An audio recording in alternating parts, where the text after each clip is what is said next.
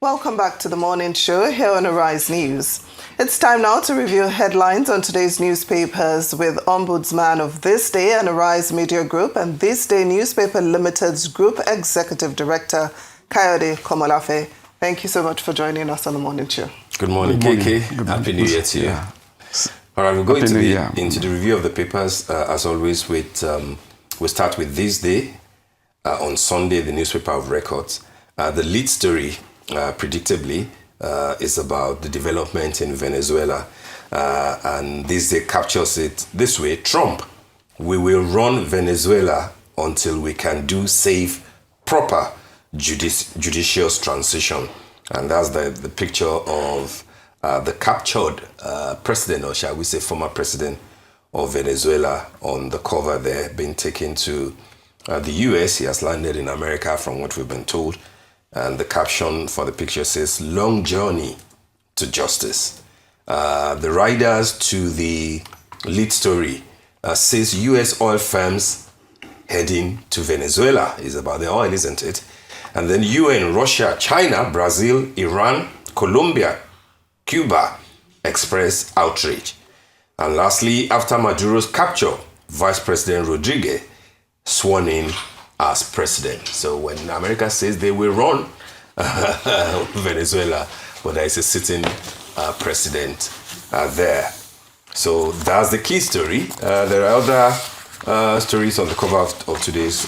The second lead says, "Kwakwanso, I only join any party if I'm offered presidential or VP ticket," says Governor Yusuf's planned defection, an act of betrayal. And then crisis may hit ADC over Atiku, Obi, others' ambition. On the window, the chairman of APC, Kayode, clarifies APC's position on Rivers, confirms Fubara as the party's leader. "I'll be buried politically if Fubara wins second term," says Nyesom Wike, the minister of the FCT, who is supposed to be the godfather of not just Rivers politics as at today, but to the current governor. From the economic point of view, the strip story there says, "Banks recapitalization raises GTCO, Zenith, UBA, 10 others, market cap to 16.14 trillion naira in 2025. That's good money there. And last but not the least, it has to do with the interview that we just had with Dr. Nwibubasa. That story says, "Police avert deadly attack on Arise news crew, others in Rivers State." And that's something that, like Dr. Nwibubasa said, is something that should not, be taken lying low, given the fact that this is not the sort of a thing that we want to, the sort of violence that we want to see or encourage. We saw what happened in Edo State just last week or 2 weeks ago, with a filmmaker, and how he was taken from a football pitch and then dehumanized by thugs acting, purportedly, on behalf of some institutions. But then here we are in Rivers State. It was God that saved our own reporter and the entire crew, and of course, Dr. Nwibubasa himself. Those are the stories, KK, of course, starting with the big news of the day, what is happening in Venezuela. Yeah. I agree with you, Steve, that the story, as you often say, the story of the day, it happens to be a foreign story. And if you permit me, since the story of the day is a foreign story, that there is also some stories. I mean, there's a story within the newspaper which is not on the front page, and that is incidentally a story concerning an eminent personality in the Nigerian foreign policy establishment, and that is Professor Bolaji Akinyemi, who turns 84 today. Oh, wow. Akinyemi, among many things, maybe to come nearer home, is a regular and a reliable resource person. Absolutely. To Arise News, yes. On foreign affairs. He was a former foreign minister. He's a former foreign minister. Yes. He's currently the chairman of the board of the Nigerian Institute of International Affairs. He's the president of Academic of Nigerian, of International Affairs of Nigeria, among other things. So it will be proper to say happy birthday to Professor Akinyemi at 84. And also, if you quickly permit, also as also another story too, an eminent scholar, Dr. Chidamuta, in his column today. Dr. Chidamuta. Yes, he has a tribute to his former teacher, that is Professor Biodun Jaifo, who will be turning 80. Yes. He'll be turning 80 tomorrow, a leading light of the Nigerian left, a foremost literary theorist in Nigeria, and recognized as perhaps the leading authority on Wole Soyinka, Nigeria. Tomorrow at the Emerson Center, there will be a lecture organized by the Wole Soyinka Center for Investigative Journalism, on the theme of who is afraid of decolonization, and his former students, scholars, arts enthusiasts, cultural theorists, will gather to honor Professor Biodun Jaifo, better known as BJ, simply as BJ. He will be 80 tomorrow, so happy birthday to BJ. Yeah. Now, as to the main story,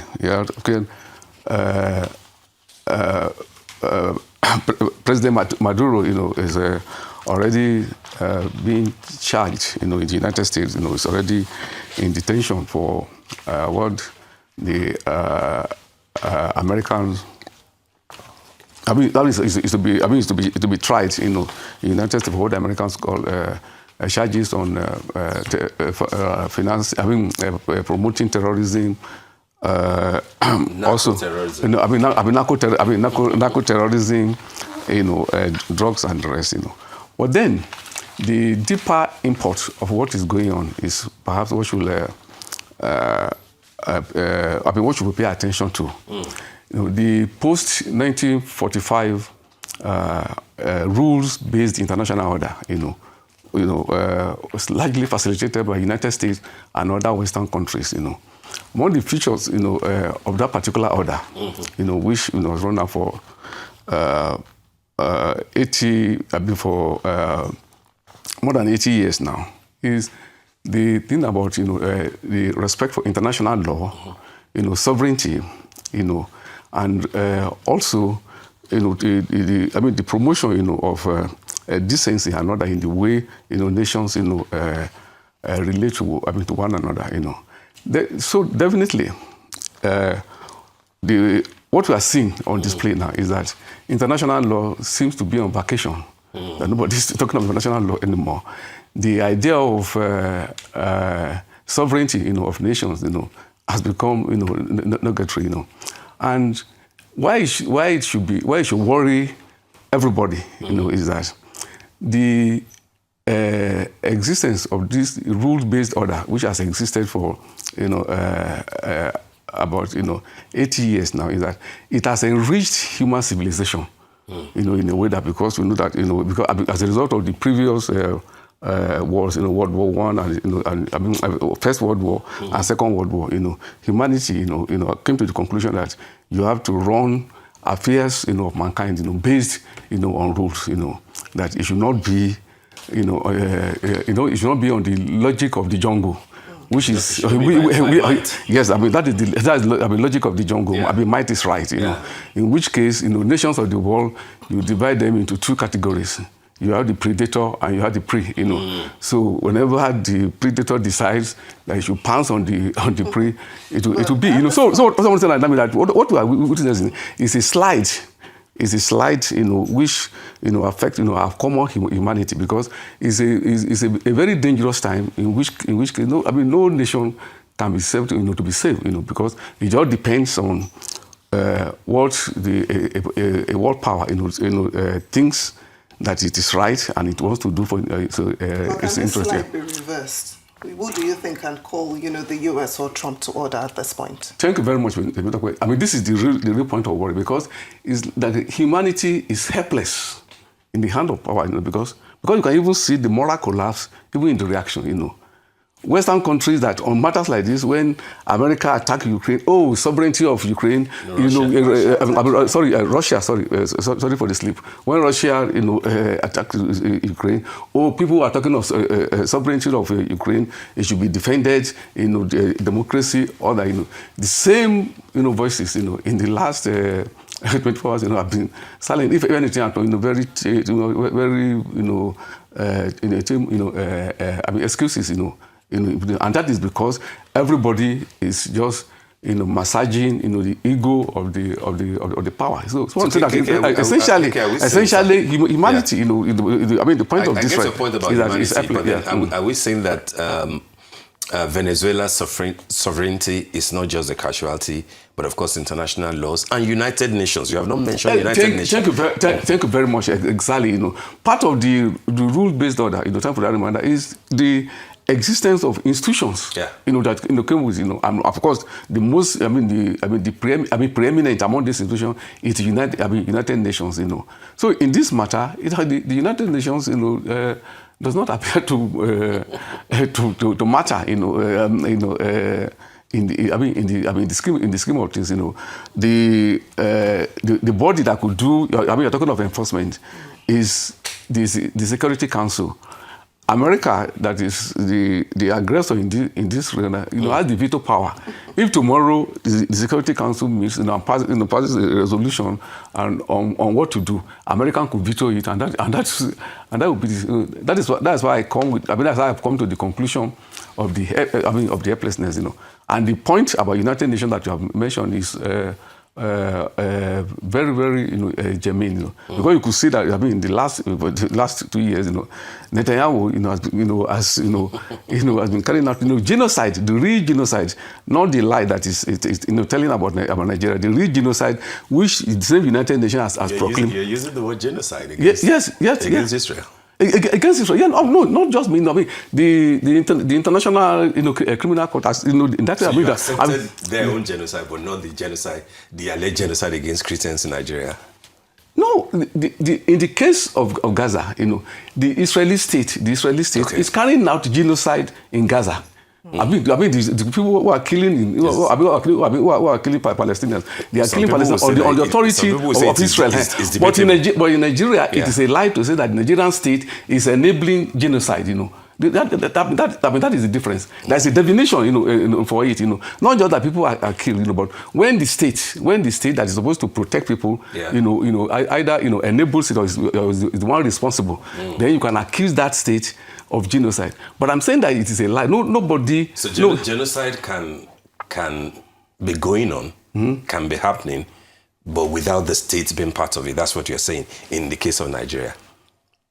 Because people are dying in their thousands. People at a genocidal level against Christians. Against Christians. Well, but the Christians are the ones complaining that our own are being killed. That's what I'm saying. But the other people are not saying they are being killed. I'm not accepting that. What I know is that that in Nigeria, you have problem of insecurity. People are killed.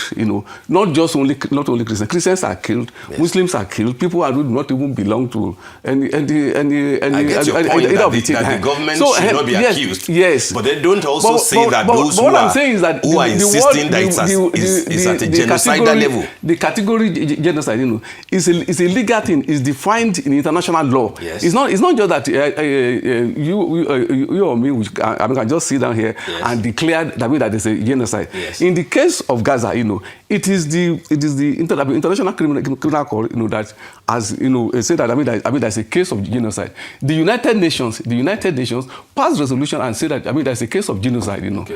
But that is not the case of Nigeria. So you not bring it. And so the point I'm trying to draw attention to is the moral collapse, of the West, which in this instance has lost its sense of moral clarity.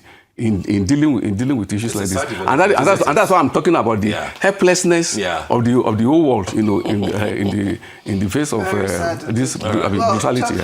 Just before we move on from this day, we have to review this day's style. The front page talks about the look of 2026, and of course we have some top designers there. We have Onolaja Banke Kuku, Lisa Folawiyo, Lanre da Silva, you know, amongst others. And we also have the Your Festival returns in style. You know, we all witnessed the glitz and glamour and the pageantry of the festival in December.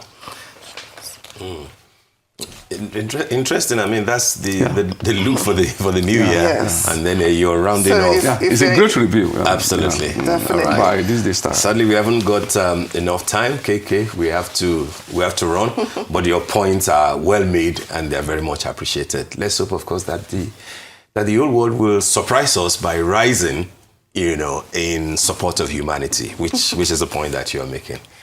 All right, that brings us to the end of the morning show today. Thank you for watching and do stay safe. I'm Steve Ayorinde.